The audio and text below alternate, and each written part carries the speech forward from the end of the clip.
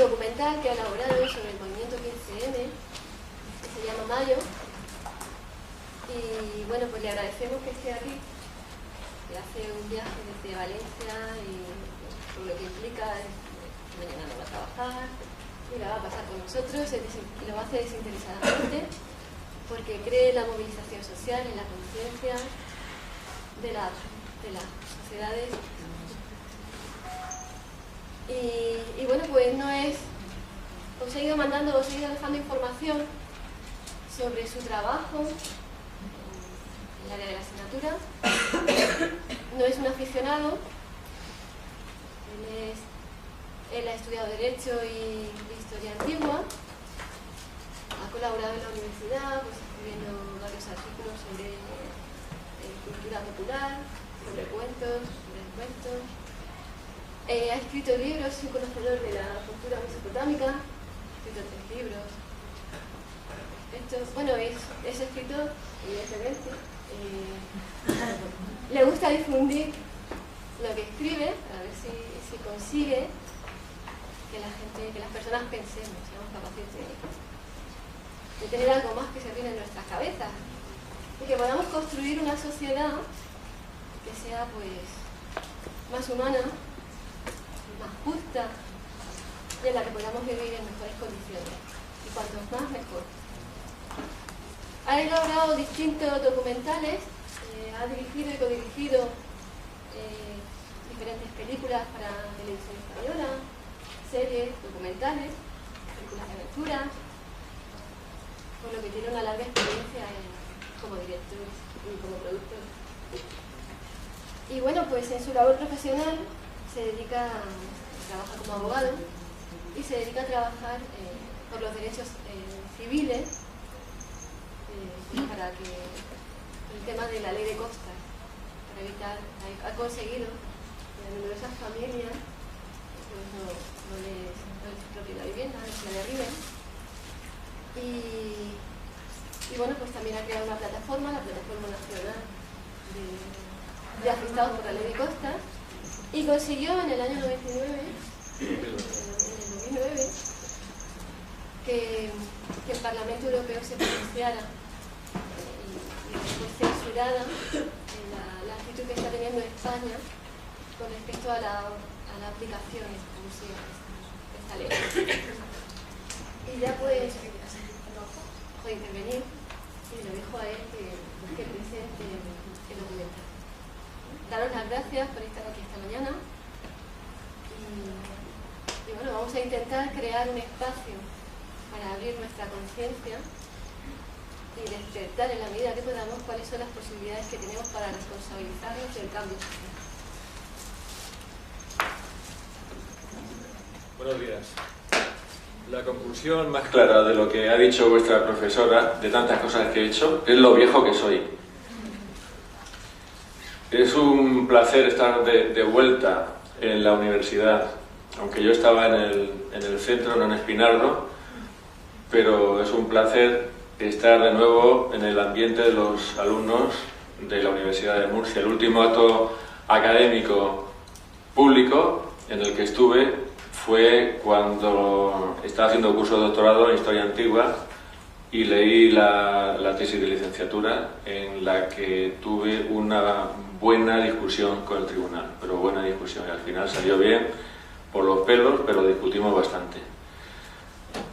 Bueno, la película esta que he hecho la he hecho de una forma artesanal, como solía hacer los documentales cuando estaba en activo, trabajando para las televisiones. He disfrutado un montón. He hecho la película porque cuando me enteré de la existencia del movimiento por una democracia real ya, pues el sentimiento que experimenté fue el mismo que muchas otras personas, que por fin ha llegado esto y por fin ya basta de conversaciones en las cafeterías y por fin ya basta de hacer las protestas en casa y con los amigos. Era el sentimiento que se puede experimentar cuando eres un náufrago en un planeta lejano y te crees que estás solo y de pronto resulta que no, que hay mucha gente como tú, etcétera, etcétera. y es un sentimiento muy bonito. Entonces me apunté al tema enseguida, me puse en contacto con ellos. No voy a hacer una presentación larga y extensa y aburrida, porque lo mejor es que hable la película en vez de que hable yo. He estado siguiendo todos los movimientos que hicieron, las performances que hicieron para preparar la manifestación. Y yo he tenido la intención, dentro de las muchas posibles visiones del movimiento por una democracia real ya, porque aquí hay gente que lo único que quiere es un trabajo, aquí hay gente que quiere modificar la mecánica electoral, aquí hay gente que está interesada en un partido, aquí hay gente que quiere cambiar el mundo y aquí hay gente que quiere cambiar la conciencia humana. Yo estoy en los dos últimos grupos. Entonces, he intentado que mi contribución con esta película sea hacia una dimensión espiritual, porque estoy convencido de que los cambios ya no se pueden hacer con herramientas anticuadas, como la revolución violenta y el quemar cosas y romper más cosas, sino que sí que es cierto que tiene que empezar desde un cambio que parece ser que se está produciendo en la conciencia individual. Así que vemos la película y luego, si queréis, hablamos. Gracias. El documental. Las personas que iban a venir del movimiento del 15M, que estuvimos a José Mateos el lunes en clase, pues no puede venir. Y bueno, pues en otra ocasión, que si necesitábamos contar con su apoyo, pues estupendo. Hubiese estado bien, porque también había interés en plantearle cuestiones a ellos, pero bueno, pues hasta aquí, esto es lo que hay. Y sin desmerecer la ocasión, todas las cuestiones que tengáis, preguntarlas, porque en pocas ocasiones se tiene la posibilidad de contar con la persona que ha dirigido el trabajo. Así que ahí os dejo.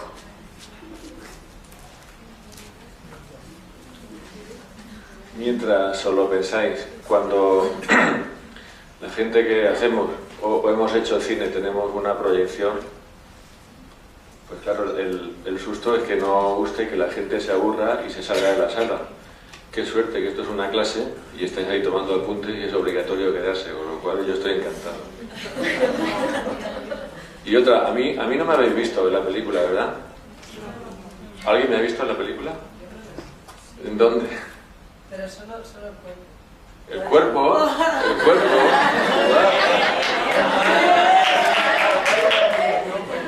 Pues por ahí va la cosa.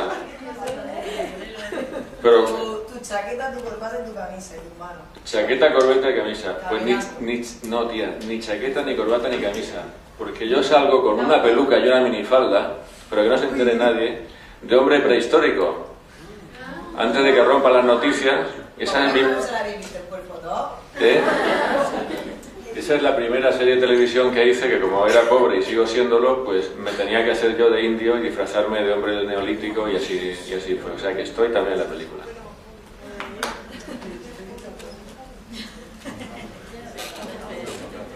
¿Qué preguntas hay? Como hemos podido ver en el vídeo, la relación que existe entre los bancos y la política, ¿no? Quería hacerte esta pregunta, a ver qué piensas. ¿Qué piensas sobre la subida del sueldo de los accionistas y directivos de los bancos? ¿Y por qué crees que lo han hecho? Lo han hecho porque eso está en la lógica del sistema. Lo que yo opino es negativo, yo tengo una opinión negativa sobre eso. Yo he tenido la desvergüenza de redactar un proyecto de nueva constitución, una constitución nueva. Y en ese proyecto de una nueva constitución, una de las cuestiones que he introducido es una limitación del salario máximo, porque yo considero que de la misma forma que hay un salario mínimo, ¿por qué no va a haber un salario máximo? Y no encuentro ningún motivo de que los valores, la importancia del trabajo, las cualidades de una persona, la responsabilidad de lo que tiene que hacer una persona en comparación con otras, pueda tener unos reflejos tan desproporcionados en los sueldos.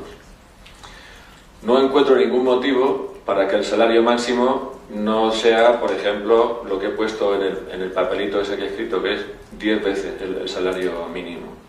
Quiere decir que si el salario mínimo fuera 1.000 euros, el salario máximo, fueras presidente del gobierno o fueras alto ejecutivo de un banco serían 10.000 euros. Y si te gusta bien, y si no te gusta, te compras un loro. Ahora, esto de que se suben y se suben y se suben, pues esto es la lógica del sistema. Y ya está, no hay más. Mientras nosotros no digamos, un momento, esto no puede ser, somos una sociedad interdependiente y somos una comunidad solidaria, pues seguirán haciéndolo hasta el final, sin límite.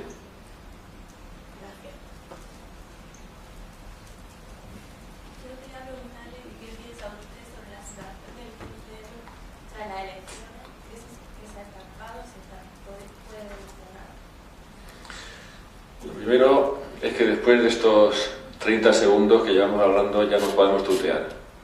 O sea, no hace falta que... Yo considero que... El otro día estaba escuchando una entrevista en la BBC en donde era una serie de conferencias sobre el pensamiento libre organizado por Radio 3 de BBC. Y la conferenciante decía, está hablando de la primavera árabe, y decía que había sido explosivo y corto como un orgasmo. Y aquí tiene bastante de esto porque hay un momento de decaimiento y de falta de actividad y de falta de iniciativa. No tiene que ver con el resultado de las elecciones, tiene que ver con que ha habido una inmensa energía que se ha movilizado en España con motivo de las manifestaciones del 15M, que se ha quedado acto seguido sin asidero concreto por un motivo, y es que no hay algo en lo que concretar lo que se está pidiendo, no hay una idea de modelo de sociedad que se esté reclamando. El 15M ha sido un fantástico y casi milagroso movimiento que nadie sabía si iba a funcionar o no iba a funcionar, y funcionó mucho más allá de lo que se pensaba, para decir no. No somos mercancía en manos de políticos y banqueros, no a lo esto, no a lo otro, no a la ley electoral, no al bipartidismo. Ahora hay que buscar la fórmula, y nadie ha escrito la fórmula todavía que yo sepa, para poder decir, ya hemos dejado claro lo que no queremos y ahora tenemos que pedir lo que sí queremos. No hay una fórmula concreta de lo que se quiere, y yo creo que esto tiene mucha relación con este sentimiento que hay, en cierto sentido, de abatimiento, en el que creo que no se sabe muy bien cómo seguir adelante, con elecciones o sin elecciones. El resultado electoral estaba escrito y tampoco hay nada que decir porque no hay ninguna diferencia clara entre un partido político y el otro partido político. Si la sociedad no es capaz de dotarse de no sé, me cuesta un poco utilizar algunas palabras como doctrina, por ejemplo, ¿no? Si la sociedad no es capaz de dotarse de un concepto claro y de un listado claro y de una estructura clara que defina cómo nos queremos organizar, pues esto se va a convertir no solamente en un intento fallido, sino en algo muchísimo peor.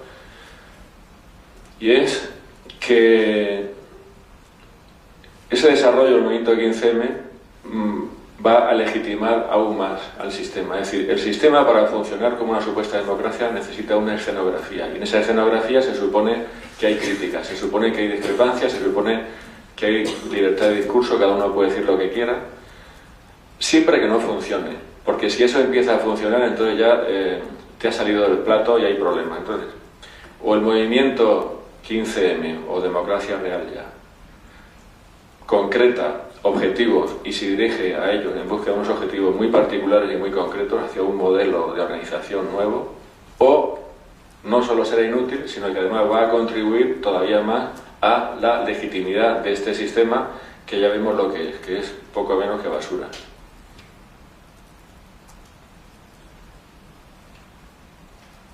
Sí. Hola, yo soy Lidia. Hola. Aunque creo que mi pregunta, o sea, la acabas de contestar un poco, pero que he visto en la película que se habla que estamos ante un cambio de conciencia global y también ante un despertar imparable. Entonces, mi pregunta es la siguiente. ¿Qué crees tú que va a derivar el movimiento del 15M, o hasta qué punto va a llegar? El movimiento 15M debería llegar hasta el final.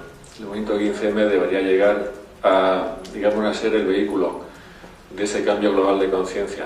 Pero se necesitan muchas cosas, se necesita tener ese concepto de lo que tú quieres, y se necesita también un trabajo que yo no sé si se está haciendo, aunque se ha pensado y se ha intentado, que es el trabajo de comunicar a la sociedad el ideario del 15M, porque se supone que, no sé si os acordáis de Taxi Driver, aquella película en la que apareció un político que decía nosotros somos el pueblo, iba a dar mítines y decía nosotros somos el pueblo. Pues esta es la realidad, nosotros somos el pueblo, no somos un partido. Y entonces, si nosotros somos el pueblo, las ideas que se están defendiendo son absolutamente de sentido común, pero absolutamente de sentido común. Son evidentes, son obvias. O sea, no habría ninguna necesidad de explicarlas con un discurso complejo. ¿Por qué no se puede conseguir que en vez de ser el 5%, el 10% o el 15% de la sociedad, sea el 99,9% las personas que estén en esto, y que por el mero peso de esa opinión pública el sistema cambie? Entonces lo que hay que hacer es una fórmula de comunicación en búsqueda del ciudadano común. El ciudadano común. No hace falta ir a convencer a una persona que ha leído mucho, ni a un señor que es un intelectual, no. Hace falta ir a convencer a mi abuela y a mi cuñada y a mi vecina, que son personas que están con la cabeza comida, como decía Vicente Torres. Eso se puede hacer. Lo que pasa es que eso pues dista mucho de ser la realidad del movimiento social en este momento, por muchos motivos. Uno de esos motivos es que esto requiere una estrategia y una estructura, y el movimiento 15M se niega a autoatribuirse estructuras, en parte con buen criterio, porque, como decía Fabio, se quiere una organización difusa a fin de que los que están arriba, si hubiera una estructura, los que están arriba, pues en 5 minutos o 10 pasan a ser absorbidos, influidos por el sistema, y entonces ya bueno, esto es el ABC, esto lo sabe todo el mundo. Pero por otra parte, si tú no tienes unas estructuras organizativas rígidas y que funcionen bien y que estén bien engrasadas, no puedes poner en marcha unas iniciativas que requieren compromisos, que requieren agenda y que requieren esfuerzo y que haya todo esto. Entonces, en este momento considero que hace falta un revulsivo, y yo no sé de dónde va a salir. Vuelvo a la primera idea, a decir qué es lo que queremos. Habéis oído posiblemente hablar de todo el tema este del pensamiento positivo y tal. Hay una cosa que leí sobre la Madre Teresa de Calcuta, que decía: a mí no me busquéis para una manifestación en contra del hambre, no me busquéis para una manifestación en contra de la guerra, porque no voy a ir, porque es el no y es el pensamiento negativo. En cambio, voy a ir a una manifestación a favor de que todo el mundo tenga pan, y voy a ir a una manifestación en favor de la paz. Y yo creo que esto es lo que hay que definir muy bien y acotar muy bien lo que queremos, y decir, bueno, queremos esto, queremos que el Senado fuera, queremos una banca nacional para que los recursos de los ahorradores vayan en favor del país y no en favor de los especuladores, queremos esto, queremos esto. O sea, yo no creo que sea tan complicado. Es decir, lo que está pasando ahora con el tema de la deuda, yo no entiendo mucho, pero en fin, en plan un poco de la calle, a mí me parece que es como si dices, me voy a hacer un té, y entonces pones el cazo a hervir, le pones un montón de agua, pones el fuego al máximo, y la mayor parte del agua se va, porque se evapora, se transforma en vapor, y te queda agua al final, y está caliente, y tú te haces tu té, pero la mayoría de los recursos que tenía en forma de agua han desaparecido. Eso es lo que pasa cuando pones el dinero en los bancos estos, los bancos, vaya, y luego son los bancos los principales compradores de deuda pública, y entonces son estos bancos los que están obligando a que la deuda en las subastas pues se pague a 5%, 6% y todo esto. Bueno, si tú tuvieras un banco nacional, tú dirías, bueno, pues muy bien, los ahorros de José Ortega van al Banco Nacional de España, que responde, digamos, a unos criterios económicos, políticos, y el gobierno a ese Banco Nacional le dice, nene, cómprame deuda pública al 2%, o al 1%, o al 0%, y ya está. Eso es como si pones el agua en el cazo a fuego lento, y entonces antes de que se marche la mayor parte del agua, vapor de agua, tú te haces el té y tú has aprovechado el recurso, y cuando tengas otra vez ganas de otro té seguirás teniendo agua, y ahora tal y como está funcionando pues se disipan en nada.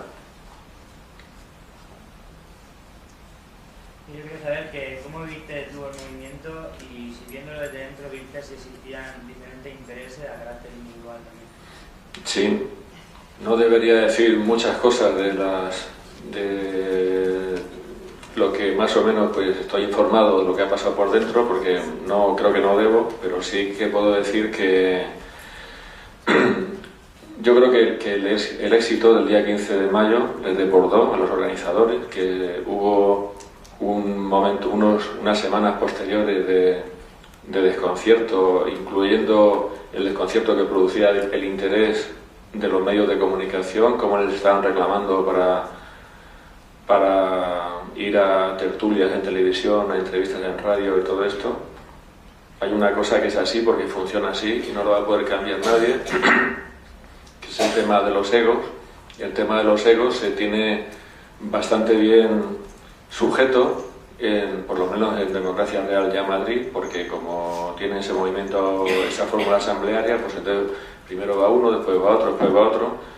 Lo que sí que puedo decir es que ha habido un intento público, esto lo puedo decir porque lo sabe todo el mundo, o lo puede saber todo el mundo que esté atento. Ha habido un intento público y notorio del sistema de crear unos falsos liderazgos a través de la publicación del libro aquel que hicieron de Nosotros los Indignados, que es un libro pues que bueno, yo no lo he leído, pero no me cabe duda de que estará muy bien escrito, que será divino de la muerte y que tendrá mucha razón y que tiene todo el derecho del mundo a publicar lo que quieran, a escribir lo que quieran.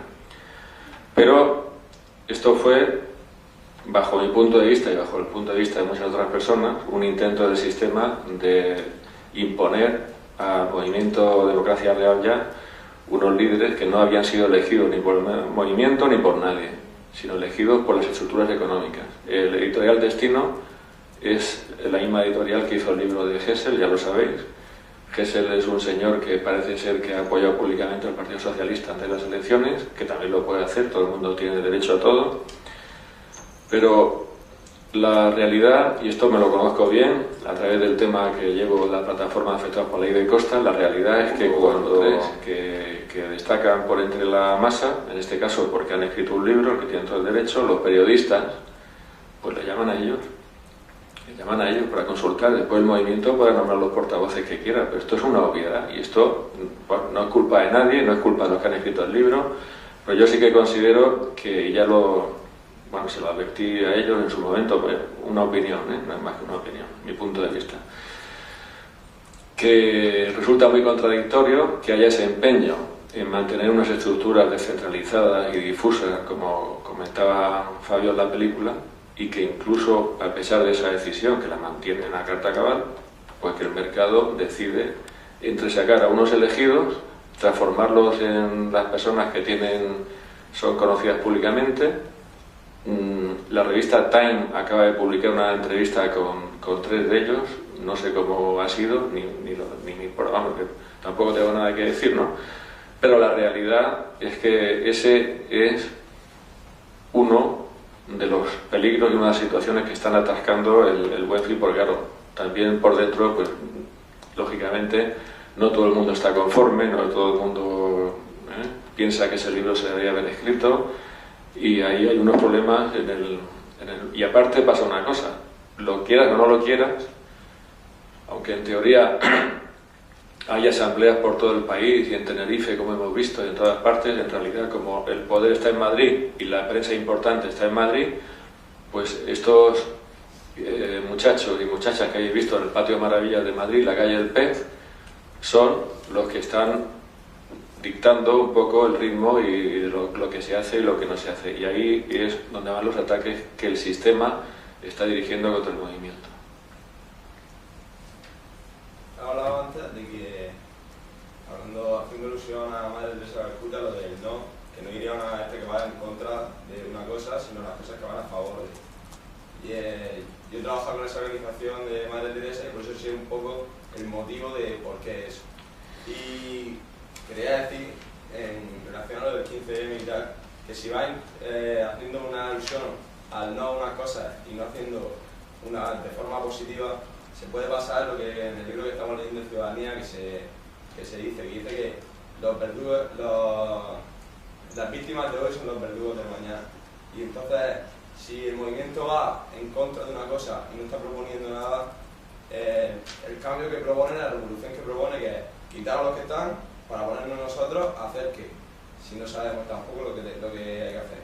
Entonces, yo creo que no debería de partir una cosa, no debería partir del no, sino debería de partir siempre de una iniciativa de nosotros hemos tenido una buena idea de hacer una cosa de esta manera y pensamos que sería muy buena, vamos a potenciar esa buena idea que hemos tenido. No vamos a coger y ver qué hacen mal los demás para ir en contra de eso. Entonces, quería saber su opinión al respecto de lo que he dicho. Mi opinión es lo que he dicho antes. Yo tengo un blog que es WordPress, se llama Nisir. Bueno, Nisir es el nombre de una montaña a donde iba el personaje de la primera novela que yo escribí a buscar la inmortalidad, Nisir, wordpress.com, y ahí, entre otras cosas, pues he puesto, y creo que se puede descargar, también tiene un vínculo, eso que yo proponía de una nueva Constitución, que es lo que yo considero que se necesita, pero no deja de ser una opinión, y además una opinión modestísima. Yo lo he puesto para que, si se quiere, pues que sea uno más de los elementos de debate y de las herramientas de debate. El otro día también escribía una cosa que se llama El mago Merlín y el 15M,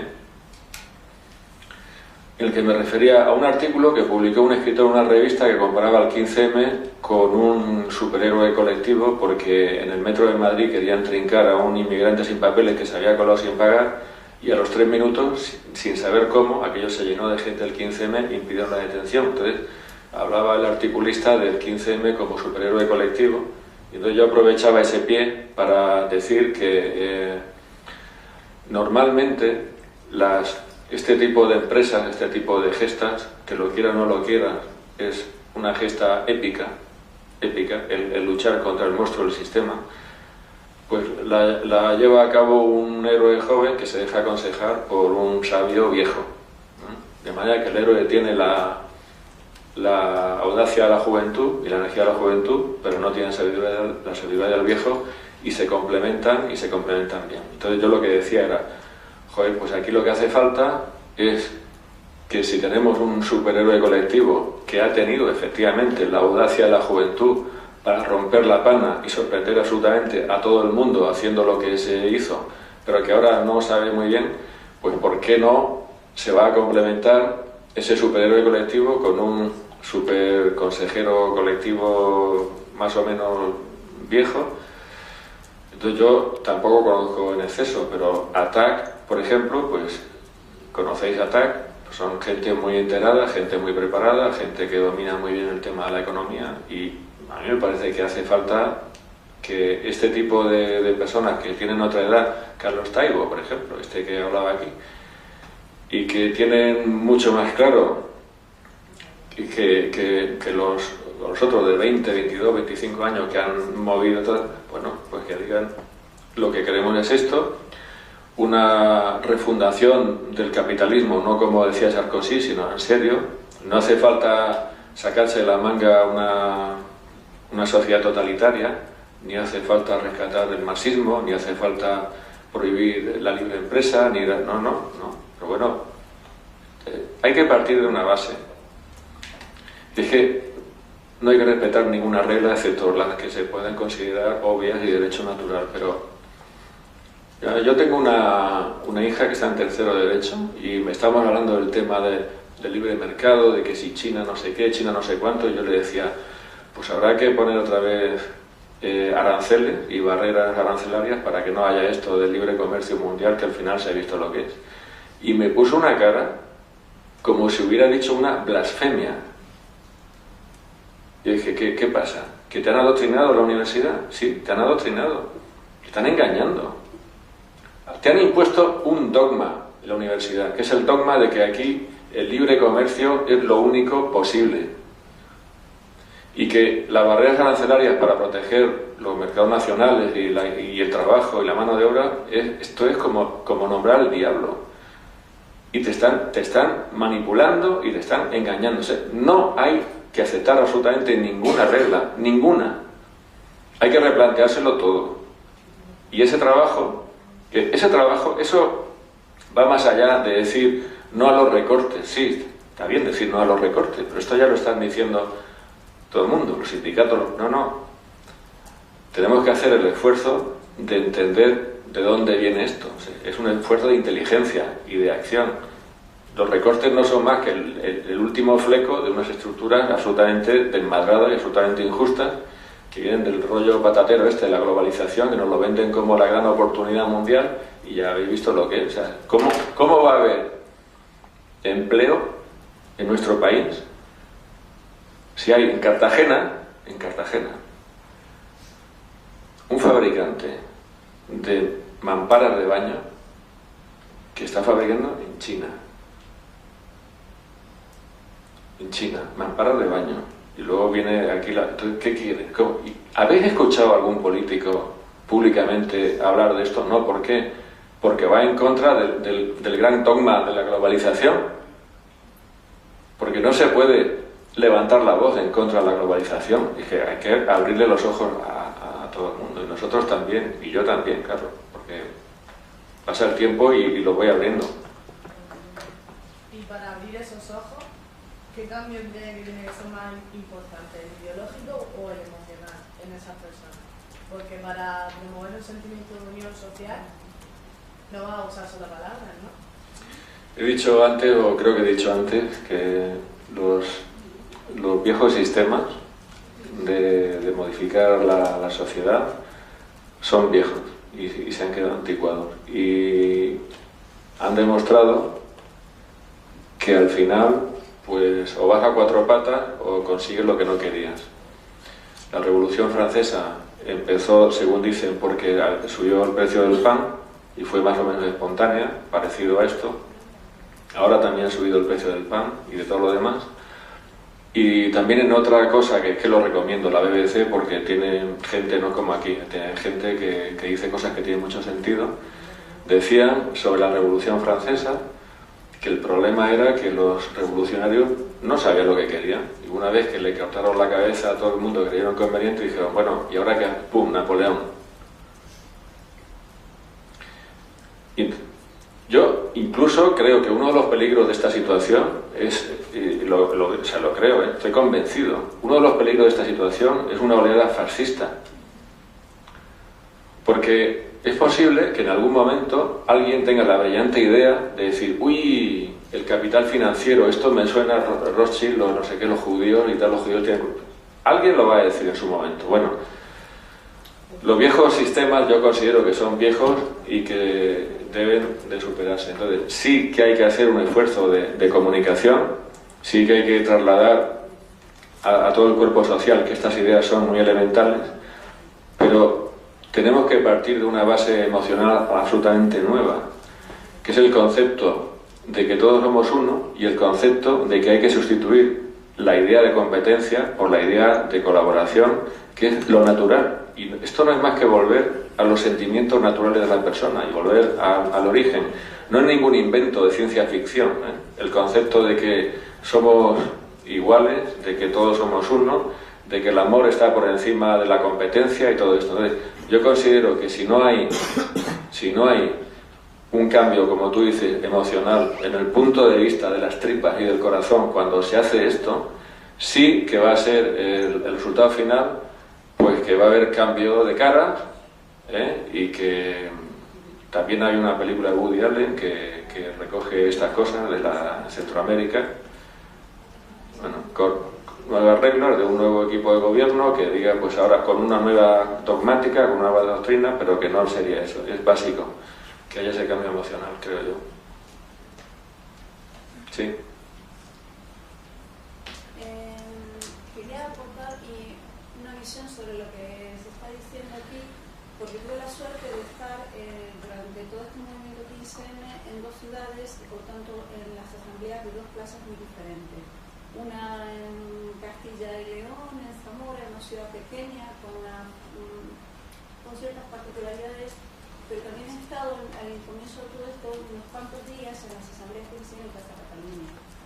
Y para mí fue muy importante ese contraste, porque realmente si solo hubiera vivido la experiencia en Zamora, me hubiera quedado solamente con que lo único que unía a esta gente era el no.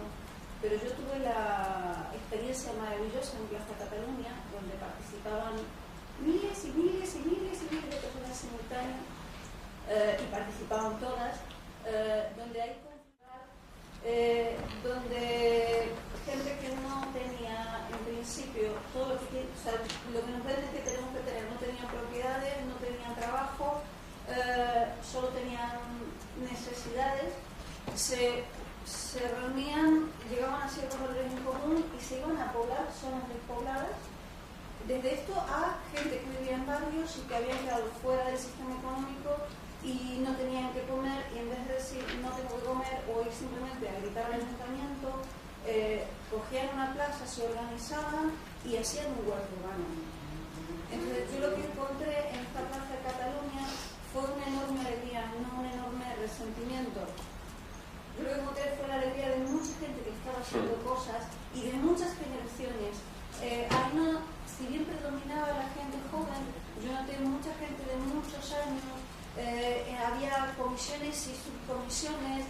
Recuerdo haber pasado, yo no es mi tema, pero haber pasado por la comisión energética y sentarme porque había una clase magistral. Había ingenieros, muchísimos años de experiencia, con jóvenes que estudiaban ingeniería, con gente simplemente interesada, con ecologistas, debatiendo con una profundidad y pensando pequeñas estrategias que son posibles ya. No de que tienes que esperar que cambie la legislación. Sí que se pedían cambios de legislación y cambios, pero había cosas que se articulaban ya. Y el sumum fue el día que todas las diferentes organizaciones, toda la red de huertos urbanos que hay en Cataluña, como la plaza había sido con las miles de personas, todo lo que eran flores y esto totalmente pisado y destruido, no porque hubiera sido el objetivo, pero acabó todo muy destruido, transformaron las zonas de tierra de Plaza Cataluña en un huerto urbano. Yo creo que sí hay respuestas, que sí hay sí en el movimiento. Evidentemente es un movimiento muy heterogéneo y depende también qué asamblea o qué zona te toque, que predomina el sí o el no. Pero yo me quedo con esa experiencia de Zamora, predomina el no, pero en Cataluña predominaba el sí, que no sé ahora qué está pasando allí. Pero esos movimientos, aunque el movimiento piensa en sí decline, esas organizaciones que hay se han potenciado muchísimo y se han articulado entre ellas. Sí, pervive el sí, y el sí estaba no presente, estaba muy presente, y está en la película. O sea, la gente está pidiendo lo bonito que tenía el tema de las acampadas. El tema de las acampadas fue absolutamente espontáneo, no estaban ni programadas ni pensadas. Había el 15 de mayo gente que dijo: yo no me voy a mi casa, estoy tan entusiasmado y tan feliz de ver tanta gente, tantos congéneres, tantas personas que son como yo no me voy a mi casa. Y yo estaba delante cuando estaban diciendo: vamos a coger unos sacos de dormir, porque si ponemos una tienda de campaña no nos van a dejar. Esta noche, la noche del día 15. Lo que pasa es que eso que es tan bonito, eso ha sido una especie de Arcadia virtual en la que ha habido licencia para los sueños durante un tiempo en las plazas, y eso es lo mejor que puede pasar. Pero esas propuestas... No, yo lo comentaba con la gente de la acampada de Alicante y decía: veis las propuestas, y entonces me sacaron un listado que sí había propuestas, pero es que esas propuestas, yo lo siento mucho, pero no están estructuradas, porque había cosas de mucho detalle y había cuestiones que eran relativas a la mecánica electoral, que es otra cosa, que son las reglas del juego. Luego había cuestiones que eran más sustantivas y más importantes, de la gran política y todo eso.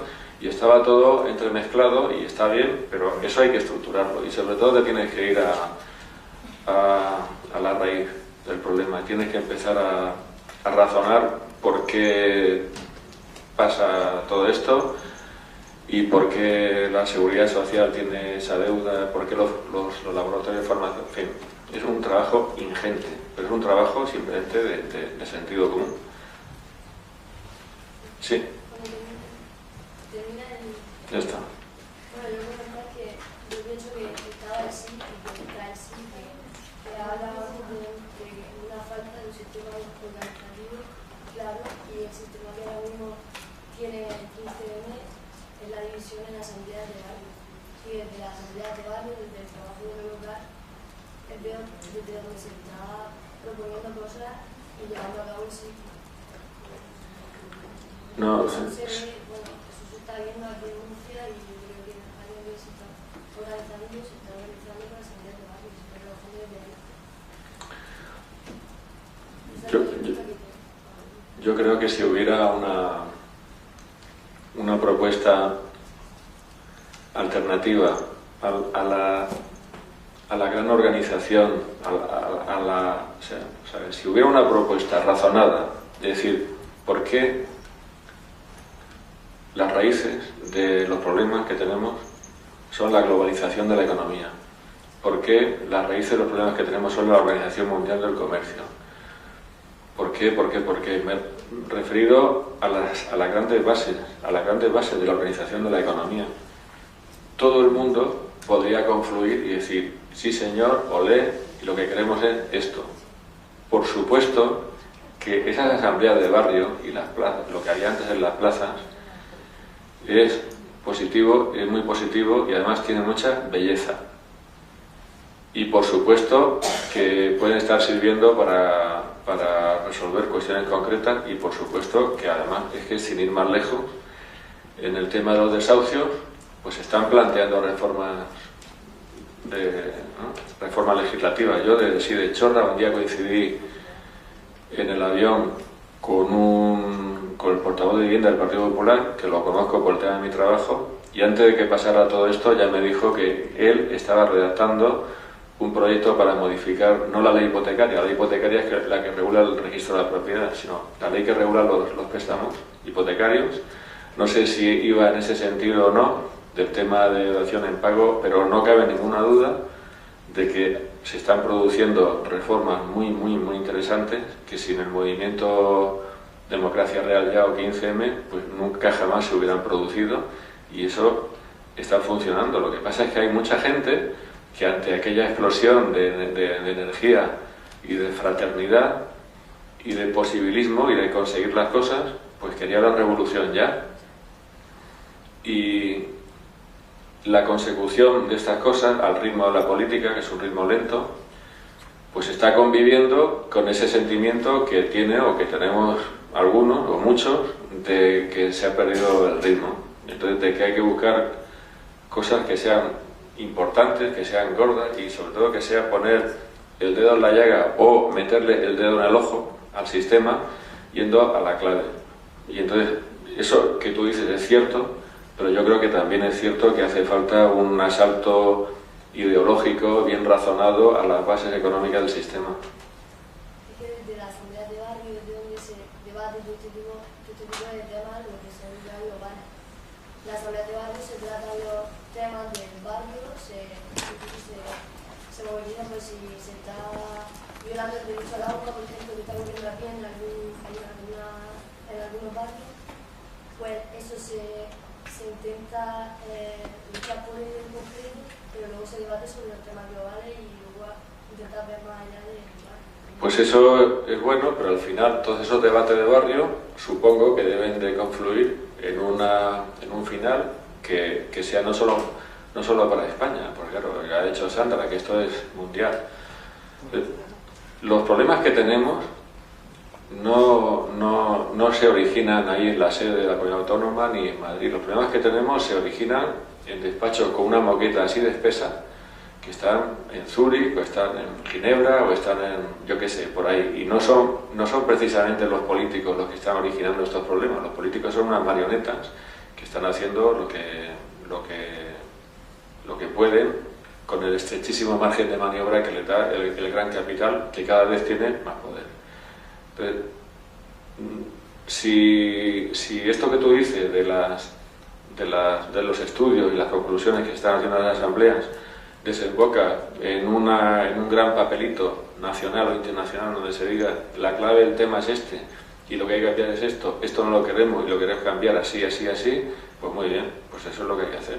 Y se tiene que hacer de forma consensuada y tiene que salir de las bases. No tiene que venir aquí ningún don listo o doña lista a decir, es que yo tengo la solución. Eso no funciona así. Pero claro, será bueno en la medida en la que llegue a público conocimiento y consenso y se ponga en marcha.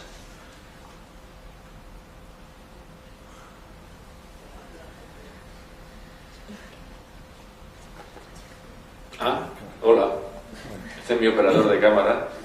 Yo no te voy a pedir una solución, pero puesto que hablas sobre la dimensión global y general que tiene la solución al problema, puesto que los políticos son manejados por marionetas, Goldman Sachs, JP Morgan, Rockefeller, como queramos llamarlo, ¿dónde estaría, digamos, la intervención del pueblo llano, como podemos ser nosotros, en ese aspecto? ¿De qué manera podemos nosotros llegar a ese punto? Porque si está claro que si nombramos políticos que se dejan influenciar y no podemos poner un sistema alternativo a ese sistema político, porque si no esto se supone que es una dictadura, como queramos llamarlo, anarquía, ¿de qué manera podríamos intervenir en esas esferas globales tan altas? Porque son los que manejan, entre comillas. Yo creo que la metodología es realmente simple. Había una profecía fallida, en cierto sentido, de Marx, cuando decía que el sistema capitalista salvaje y brutal de 1870 iba a fracasar por un motivo de pura mecánica. Él decía, los ricos están siendo cada vez más ricos y son cada vez menos en número, y los pobres son cada vez más pobres y son cada vez más en número.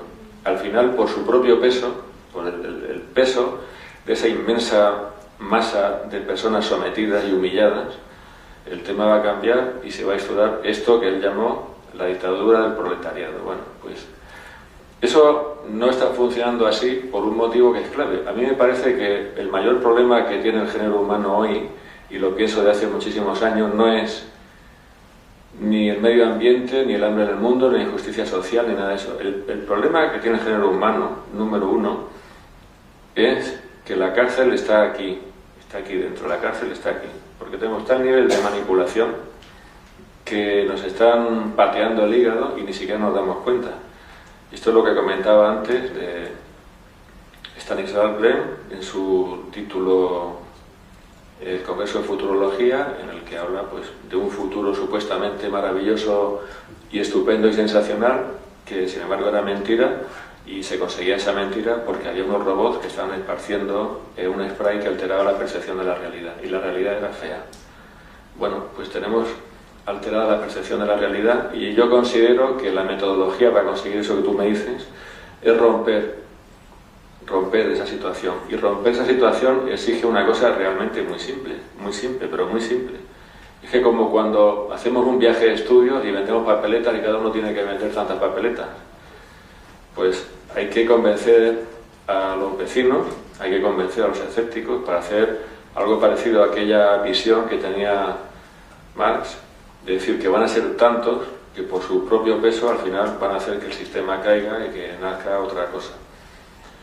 Esto no deja de ser, esto que estamos haciendo, puramente testimonial, porque somos una minoría. A lo mejor resulta que somos estupendos, que somos ilustrados y que somos muy leídos, pero somos una minoría. Y la cuestión básica es que hay que saber. Lo que sabemos, decía Salomón, el mucho saber aflige al hombre.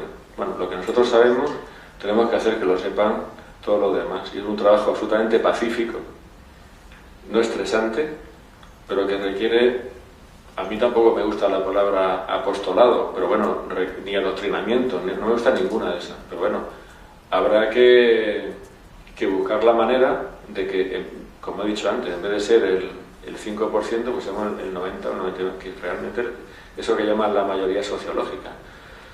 La solución yo no creo que sea fundar un partido político, la solución yo no creo que sea hacer manifestaciones violentas, la solución yo no creo que sea el acudir a ningún tipo de acto de violencia de ningún género. La solución es dejarlos a los políticos con sus discursos, dejarlos hablando solos, que llegue el momento en el cual hablen y hablen y hablen y no les escuche absolutamente nadie. Esto es lo que yo creo que tenemos que conseguir, pero para conseguirlo lo que hace falta es que todo el mundo sepa lo que sabemos nosotros, lo que creemos nosotros, nuestra buena fe, y que tenga estos puntos de vista. Y vuelvo a insistir otra vez en que no se trata de ideas ni caprichosas, ni superintelectualoides, ni nada, no, son cuestiones muy simples. A nadie le gusta que lo engañen, que lo manipulen, y a nadie le gusta llevar una vida que es la que estamos llevando, que vamos a seguir llevando, que es hincharse a trabajar todo el día para pagar unos impuestos que van a ir a parar a las cuentas bancarias de las corporaciones financieras que están comprando deuda pública. Sí. Yo quería hacer mi última pregunta, y es que has dicho que necesitamos saber y saber, ¿no? Para saber tenemos que explorar y tenemos que investigar, ¿no? Para saber cuáles son las necesidades más fundamentales de nuestra sociedad. Entonces, con referencia a nosotros como educadores sociales, nuestro trabajo podría ayudar a este campo, por así decirlo, nuestras investigaciones en cómo... Vosotros estáis en una situación privilegiada. Mira, yo cuando digo que hay que saber, es que estamos tan rodeados, estamos tan prisioneros de una realidad, por una parte ficticia y por otra parte agresiva, que destruye el planeta, que nos destruye a nosotros mismos. Yo metía un blog que decía: ¿por qué los acampados desayunan magdalenas? Bueno, nosotros estamos especulando sobre una parte de la realidad, que es la parte de la globalización, de la estructura económica y de la mecánica electoral y todo esto. Bueno, tú estás haciendo la... y estás desayunando magdalenas y estás contribuyendo a la perpetuación del sistema de dominación por un motivo muy simple. Y es que nosotros estamos en un proceso, esto es un ejemplo de algo que nos creemos que estamos muy enterados, pero realmente nos queda mucho, y a mí también muchísimo, por enterarme y por saber. Estamos inmersos en un proceso paralelo de intoxicación del planeta, de intoxicación de nosotros mismos, porque resulta que lo que estamos comiendo es basura.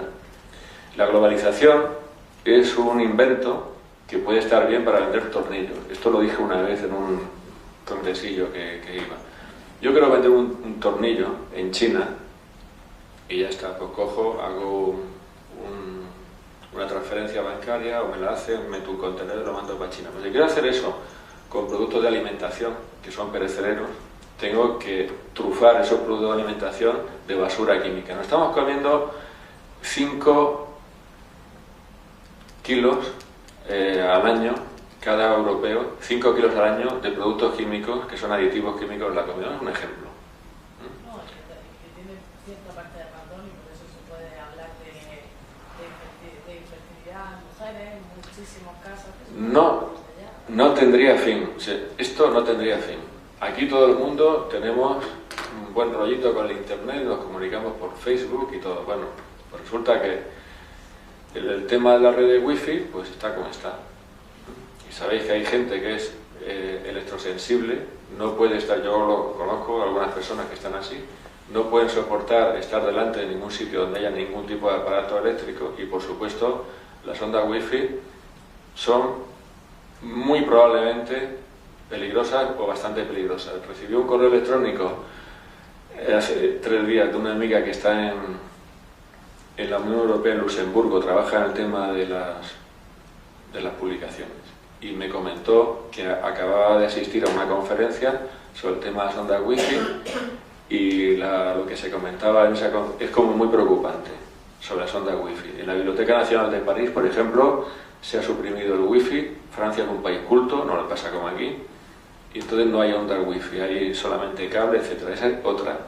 Lo de alimentación, es decir, estamos tan rodeados que la empresa de abrir los ojos y la empresa de saber y de conocer es una cosa complicada, que empieza por nosotros mismos, por investigar, como tú dices, más y más y más. El tema del salmón, tú dices, el salmón me gusta mucho porque es estupendo, porque tiene omega 3 y es fantástico. Sí, que es cierto que es fantástico, porque el salmón salvaje se ha terminado y entonces lo cultivan en granjas, y como lo cultivan en granjas no tiene color salmón, sino tiene el color gris, ¿Cómo lo resolvemos? ¡Pum! Un colorante, que se lo mezclan con el pienso. E164G.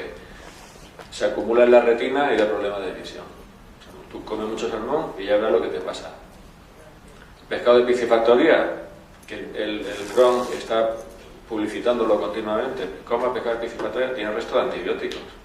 ¿Por qué hacen una campaña todos los otoños diciendo: no, usted no se automedique, por Dios?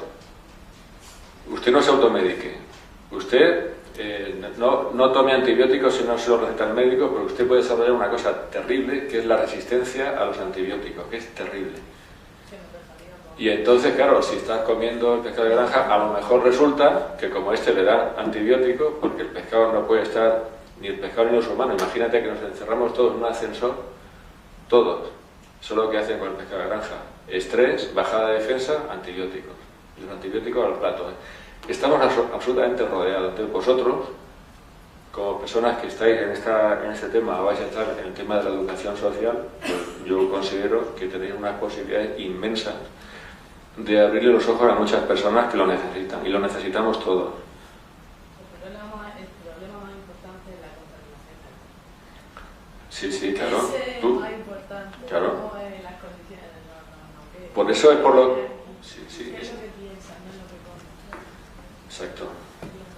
Por eso decía que no hay que aceptar ninguna regla, que hay que replanteárselo todo, que primero están las personas y después las reglas se hacen para organizar de la mejor manera posible la vida en sociedad. Yo he tenido el privilegio en mi vida de tener una relación de amistad con dos personas que cada una, en su faceta, pues podría resolver casi todos los problemas que tiene el mundo.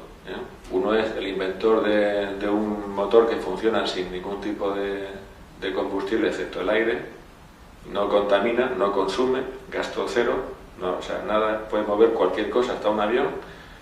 Y el otro, por una persona que, digamos, que juega con la salud y que tiene recursos absolutamente espectaculares para devolver la salud a personas que tienen enfermedades muy graves, a través de unos protocolos médicos que les han dado muchísimos problemas a estas personas. Y el otro, pues el inventor, pues lamentablemente falleció hace unos meses. Esto quiere decir que hay soluciones, que hay posibilidades, que las soluciones están a disposición, pero que no podemos llegar a ellas porque hay un bloqueo por culpa de las estructuras.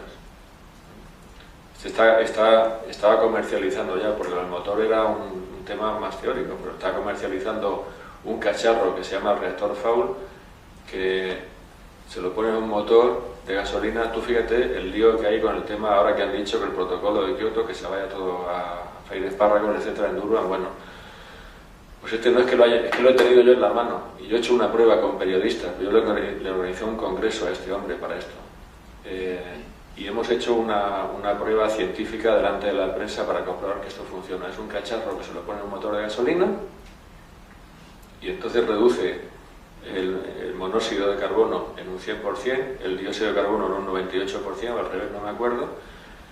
El consumo de gasolina se ahorra, se experimenta un ahorro del 68% del consumo, aumenta la potencia, y lo que sale por el tubo de escape del vehículo es oxígeno.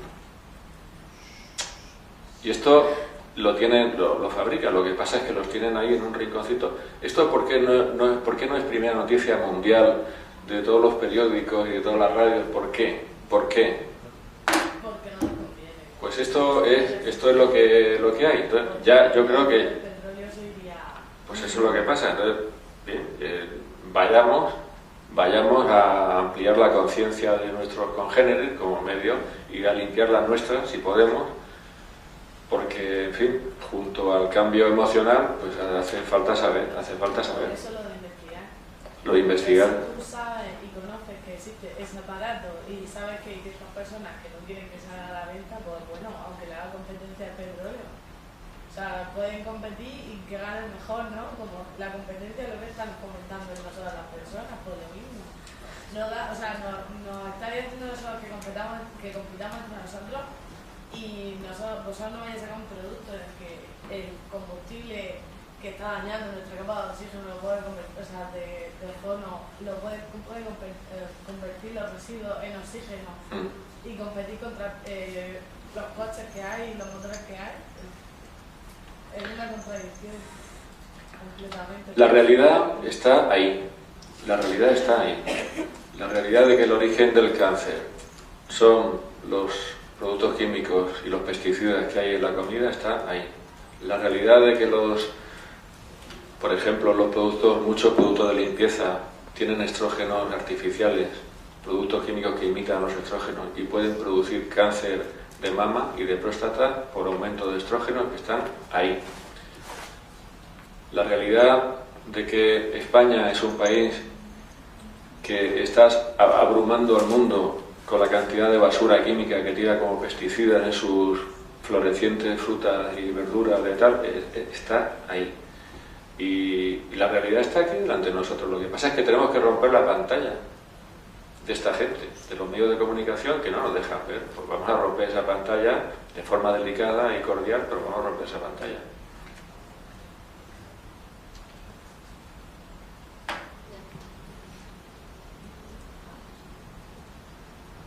¿Ya no hay más preguntas?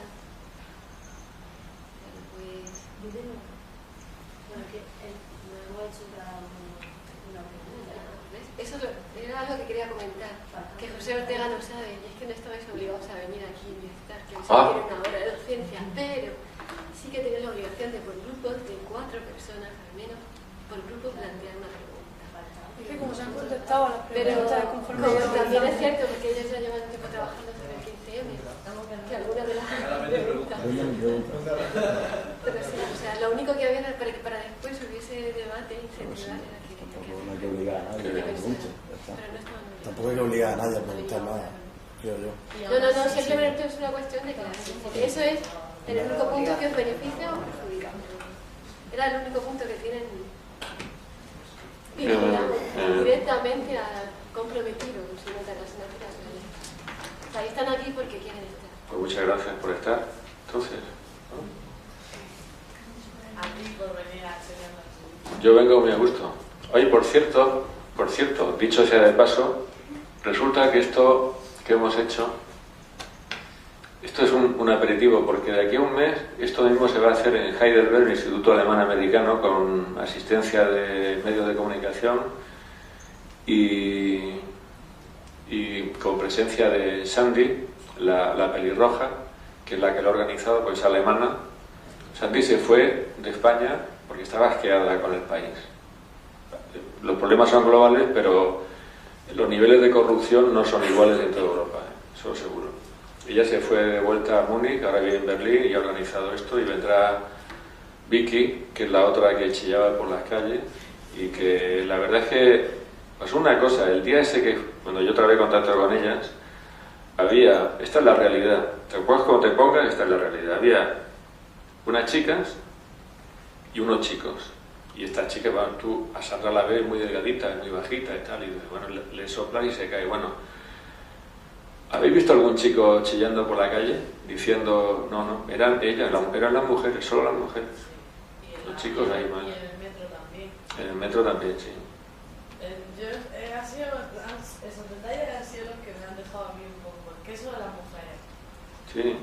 ¿Por qué no había, excepto dos personas, o sea, dos chicos que, bueno, excepto los que habían encadenado, pero eran jóvenes, pero no había ningún hombre mayor o ya con su edad con ella gritando? Su edad, dice, su edad. Bueno, ¿Edad? Como en psicosis. No, porque tú grababas. Y ya estaba Yo a mí el otro en la calle decía, bueno, y los chicos, porque los chicos iban detrás ahí como de escolta, ¿no? Y decía, ¿y los chicos por qué no? Yo tenía la excusa de que llevaba la cámara. Pero a mí también me detuvieron cuando el metro, no sé si se ha entendido bien, vinieron los guardas muelles estos del metro y nos quitaron del medio. Y a mí también, vamos, no hubo más, ¿no? Para contarlo hubiera sido estupendo contar que hubo latigazos y torturas y eso, pero no.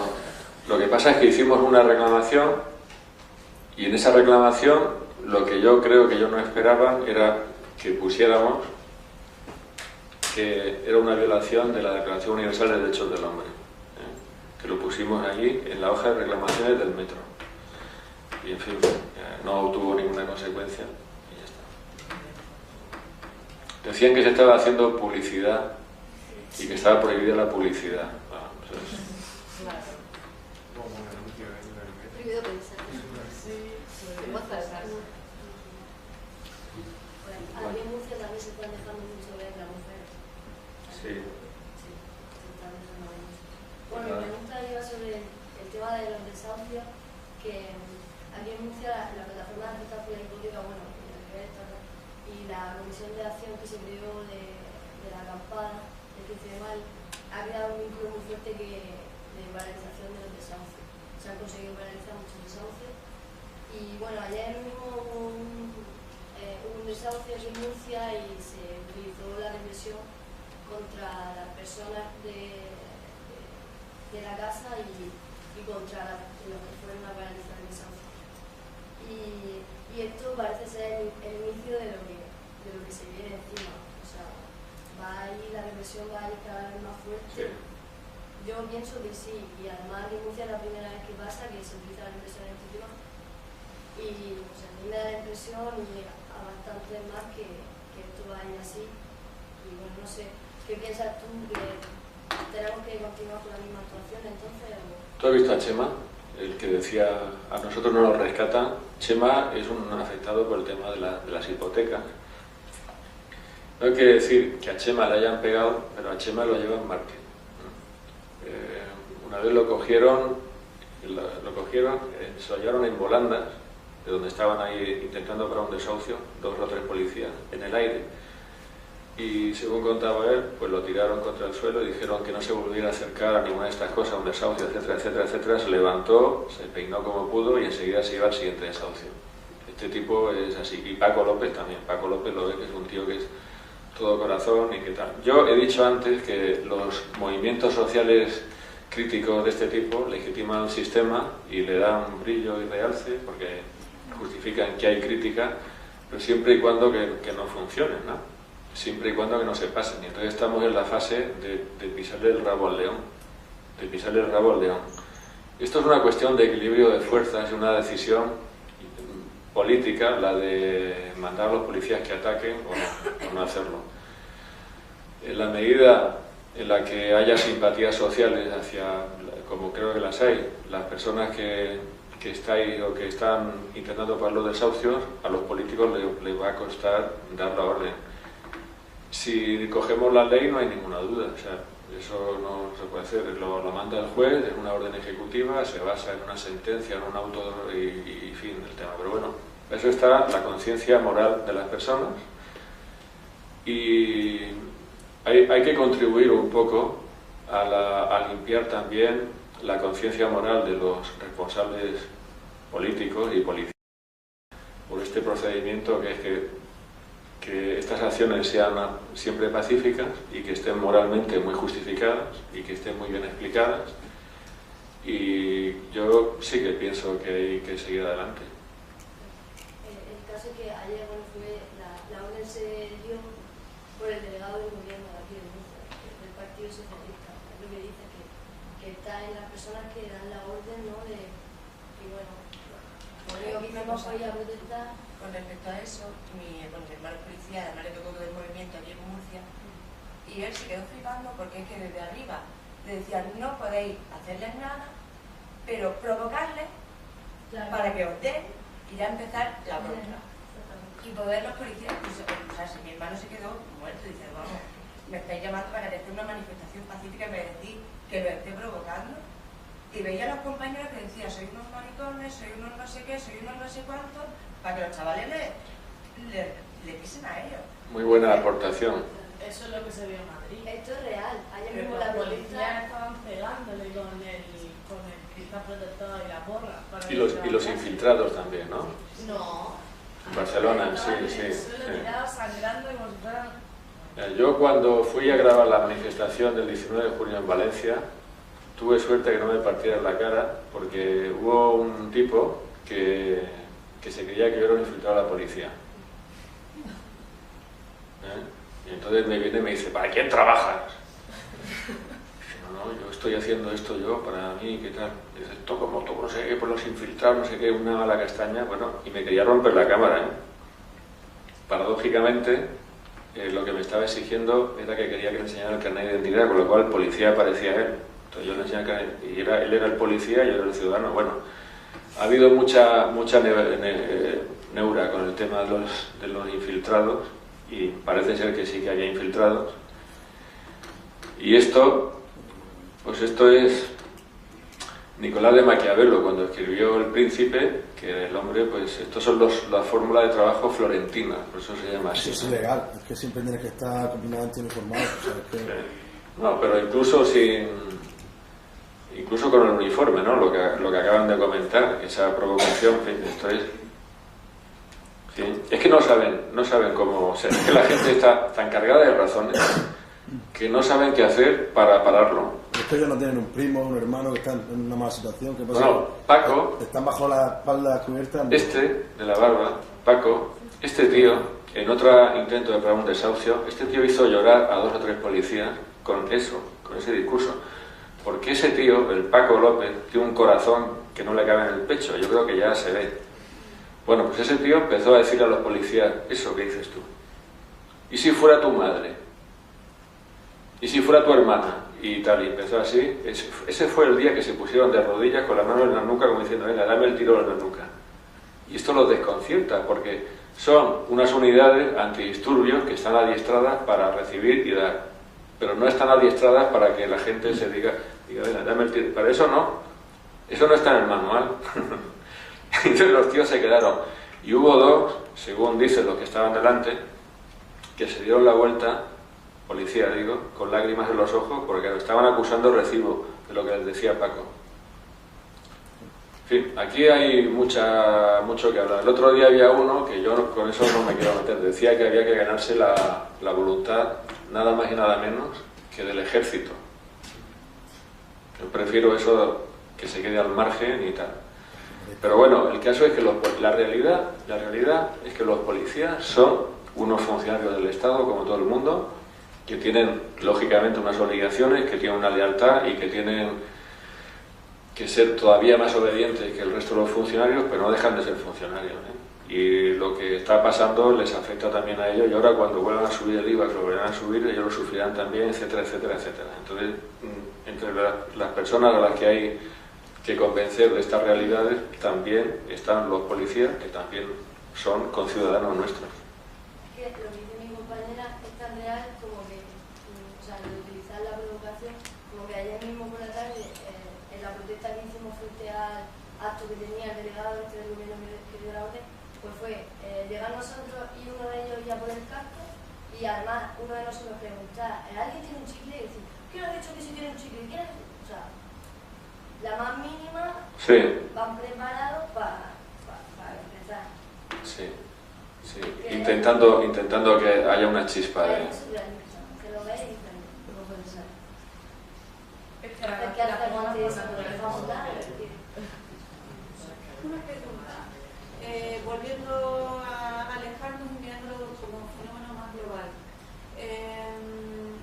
Yo tengo muy poca información, lo que circula por internet es muy poco sobre lo de Islandia, sobre lo que ha ocurrido en Islandia y sobre esa redacción asamblearia de una nueva constitución. ¿Tú tienes más información que pueda aportar para comparar un proceso y otro? No, está todo como muy en silencio, como muy trabado, y no circula mucha información sobre lo que está pasando allí realmente. No tengo información fresca sobre Islandia. Ha servido de referente, ha servido de inspiración. Me llamó muchísimo la atención cómo los medios de comunicación se volcaban con el Cairo al mismo tiempo que silenciaban lo de Islandia. Soy muy suspicaz con relación a la primavera árabe, lo siento un montón, pero igual es injustificado, pero yo pienso que la primavera árabe a lo mejor resulta que está impulsada por los sistemas estos financieros para implantar en el norte de África una democracia falsa como la que hay aquí por un motivo, y ese motivo es que si tú tienes un dictador en un país, tú le puedes convencer y le puedes sugerir y le puedes sobornar, pero siempre será un dictador caprichoso que en algún momento coge y te cierra las puertas, y el dinero necesita seguridad. ¿Qué mejor seguridad que tener una democracia en la cual tú compras a los partidos políticos, tú le financias las campañas a los dos partidos políticos, como ya sabe todo el mundo que pasa en Estados Unidos, ¿no? Que es la El otro día escuché en Al Jazeera que, no sé si era Standard & Poor's o una de estas, curiosamente era contribuyente a la campaña electoral de Obama. Fantástica noticia. Eso no lo escuchas en otra emisora que no sea Al Jazeera.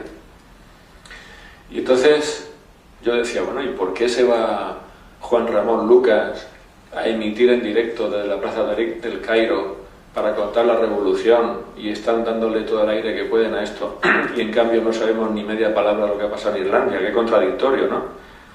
Pues esto es lo que a mí me hace sospechar de lo que la primavera árabe pues puede no ser espontánea. Y si vemos cómo ha terminado el dictador libio, pues con más motivo, porque claro, tú puedes tener crítica social y puedes tener pensamiento crítico en un país, y puedes tener gente que no está de acuerdo, y puedes tener una dictadura que sea horrible, pero ¿de dónde sale ese armamento pesado que tenían esta gente que ha derrocado un régimen que era o sea, aquí ahora tenemos un pensamiento crítico, ¿y qué? ¿Y a dónde vamos con él? Tenemos nuestra arma es la palabra. ¿De dónde salen las bombas y eso? ¿Cómo puede ser que se pueda derrocar un régimen por la violencia, por una insurrección, con más razón o con menos razón, pretendiendo que eso es una revuelta popular, que no, es que se han cabreado y han tirado mal, por Dios? Bueno, pero eso en América Latina tenemos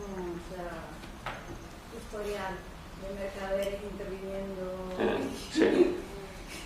Eso ya está muy documentado. Sí, claro. A veces hay algún accidente También. que aparece Hugo Chávez y no es lo que se esperaba, pero bueno, eso es un peligro que tiene el meterse en esos charcos, ¿no? Tú dices, vamos a darle a esto una democracia manipulada para no seguir. De pronto, pum, pasa algo que no estaba previsto y pasa eso.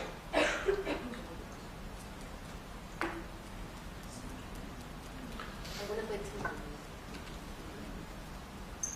Bueno, pues muchas gracias a vosotros por estar aquí atentos y por vuestra inquietud.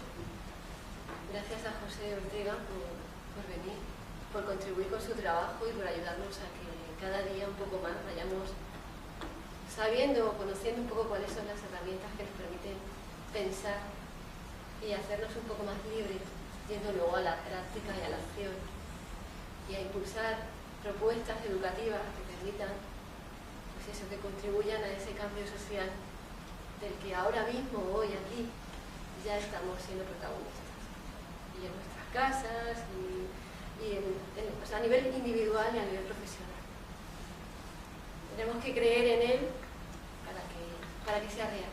Esto pasa como también con la educación. Si todos aquellos que hablamos de educación creyéramos de verdad en la educación no estaría en manos de quien está. Así que, pues muchas gracias.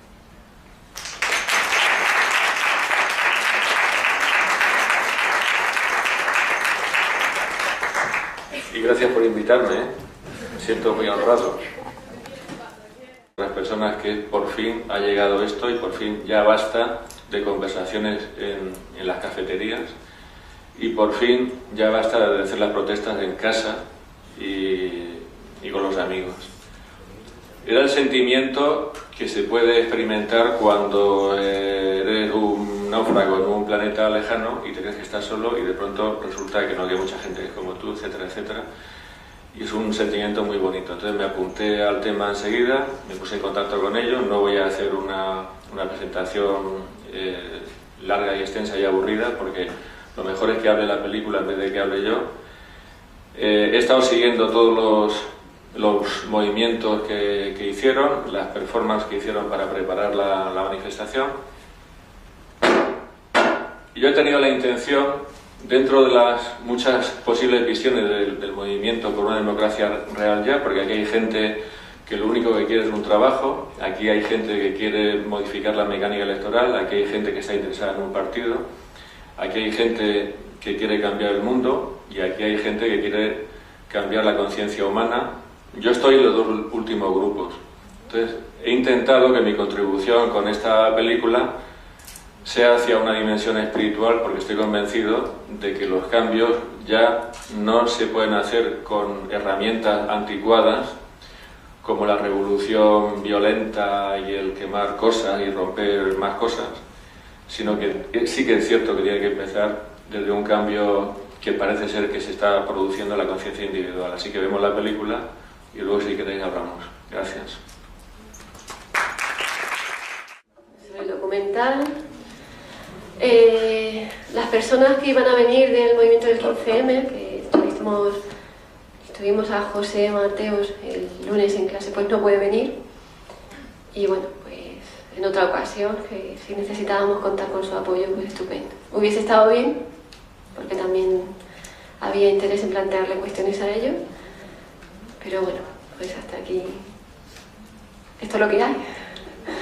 Y sin desmerecer la ocasión, todas las cuestiones que tengáis, preguntarlas, porque en pocas ocasiones... Que yo considero que de la misma forma que hay un salario mínimo, ¿por qué no va a haber un salario máximo? Y no encuentro ningún motivo de que los valores, la importancia del trabajo, las cualidades de una persona, la responsabilidad de lo que tiene que hacer una persona en comparación con otras, pueda tener unos reflejos tan desproporcionados en los sueldos. No encuentro ningún motivo para que el salario máximo no sea, por ejemplo, lo que he puesto en el papelito ese que he escrito, que es 10 veces el salario mínimo. Quiere decir que si el salario mínimo fuera 1.000 euros, el salario máximo, fueras presidente del gobierno o fueras alto ejecutivo de un banco, serían 10.000 euros. Y si te gusta bien, y si no te gusta, te compras un loro. Ahora, esto de que se suben y se suben y se suben, pues esto es la lógica del sistema. Y ya está, no hay más. Mientras nosotros no digamos un momento, esto no puede ser, somos una sociedad interdependiente y somos una comunidad solidaria, pues seguirán haciéndolo hasta el final, sin límite.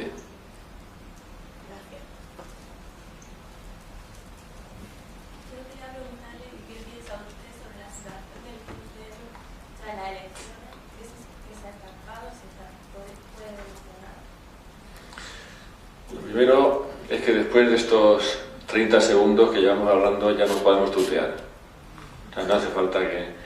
Yo considero que... El otro día estaba escuchando una entrevista en la BBC en donde era una serie de conferencias sobre el pensamiento libre organizado por Radio 3 de BBC. Y la conferenciante decía, está hablando de la primavera árabe, y decía que había sido explosivo y corto como un orgasmo. Y aquí tiene bastante de esto porque hay un momento de decaimiento y de falta de actividad y de falta de iniciativa. No tiene que ver con el resultado de las elecciones, tiene que ver con que ha habido una inmensa energía que se ha movilizado en España con motivo de las manifestaciones del 15M, que se ha quedado acto seguido sin asidero concreto por un motivo, y es que no hay... Se tiene la posibilidad de contar con la persona que ha dirigido el trabajo. Así que ahí os dejo.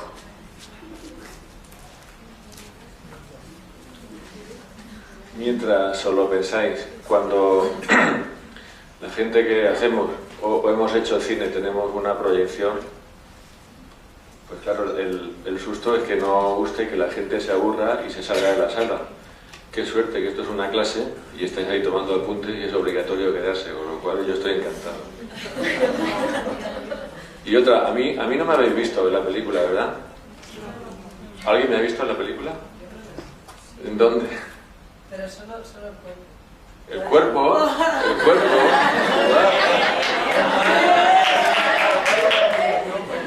Pues por ahí va la cosa. Pero tu chaqueta, tu corbata y tu camisa y tu mano. Chaqueta, corbata y camisa. Pues no, tía, ni chaqueta, ni corbata, ni camisa. Porque yo salgo con una peluca y una minifalda, pero que no se entere nadie, de hombre prehistórico. Antes de que rompa las noticias, esa es mi...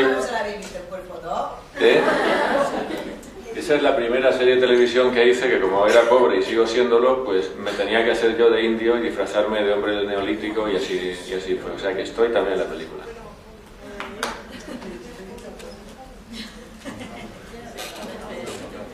¿Qué preguntas hay? Como hemos podido ver en el vídeo, la relación que existe entre los bancos y la política, ¿no? Quería hacerte esta pregunta, a ver qué piensas sobre la subida del sueldo de los accionistas y directivos de los bancos y por qué crees que lo han hecho. Lo han hecho porque eso está en la lógica del sistema. Lo que yo opino es negativo, yo tengo una opinión negativa sobre eso.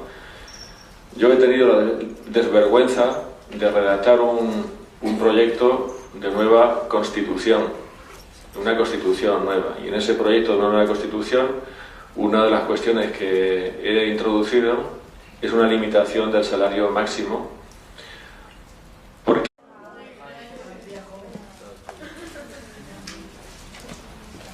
esta mañana vamos a presentar,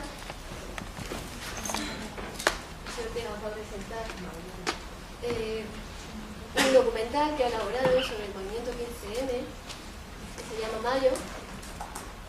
Y bueno, pues le agradecemos que esté aquí, que hace un viaje desde Valencia y por lo que implica, mañana no va a trabajar y la va a pasar con nosotros y lo va a hacer desinteresadamente porque cree en la movilización social, en la conciencia de las sociedades. Y bueno, pues no es... Os he ido dejando información sobre su trabajo en el área de la asignatura. No es un aficionado, él ha estudiado Derecho y Historia Antigua, ha colaborado en la universidad, pues, escribiendo varios artículos sobre cultura popular, sobre cuentos, ha escrito libros, es un conocedor de la cultura mesopotámica, ha escrito 3 libros. Bueno, es escritor, evidentemente. Le gusta difundir lo que escribe, a ver si consigue que las personas pensemos, seamos capaces de tener algo más que se viene en nuestras cabezas y que podamos construir una sociedad que sea pues más humana, más justa y en la que podamos vivir en mejores condiciones y cuanto más mejor. Ha elaborado distintos documentales, ha dirigido y codirigido diferentes películas para televisión española, series, documentales, películas de aventura, por lo que tiene una larga experiencia como director y como productor. Y bueno, pues en su labor profesional trabaja como abogado y se dedica a trabajar por los derechos civiles para que el tema de la ley de costas, para evitar, ha conseguido que a numerosas familias pues no les expropien la vivienda, no se la derriben. Y bueno, pues también ha creado una plataforma, la Plataforma Nacional de Afectados por la Ley de Costas, y consiguió en el año 2009 que el Parlamento Europeo se pronunciara y fue censurada la actitud que está teniendo España con respecto a la aplicación exclusiva de esta ley.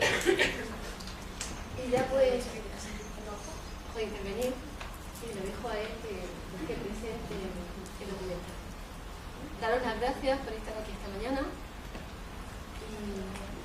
y bueno, vamos a intentar crear un espacio para abrir nuestra conciencia y despertar en la medida que podamos cuáles son las posibilidades que tenemos para responsabilizarnos del cambio social. Buenos días. La conclusión más clara de lo que ha dicho vuestra profesora, de tantas cosas que he hecho, es lo viejo que soy.